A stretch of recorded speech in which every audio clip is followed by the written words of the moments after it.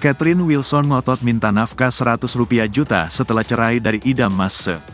Pemain film dan model Catherine Wilson meminta nafkah 100 juta rupiah per bulan setelah bercerai dari Idam Mas. Perempuan yang akrab disapa Keket itu menyebutkan, hal tersebut dilakukan bukan karena ada kesempatan sebagai akibat dari perceraiannya. Saya tidak memungut keuntungan atau aji mumpung, mentang-mentang cerai minta ini itu, kata Catherine Wilson di Pengadilan Agama Kota Depok, Jawa Barat, Rabu, tanggal 17 April tahun 2024. Menurut Catherine Wilson, uang nafkah 100 juta rupiah per bulan sudah sewajarnya diterimanya dari Idam Mas. Pemain film rambut kafan itu menuntut hak nafkah yang selama ini tidak dipenuhi Idam Mas. Ini hak saya yang belum dipenuhi sejak tahun lalu, ucap Catherine Wilson. Saya nggak minta macam-macam, saya hanya minta hak saya, lanjutnya.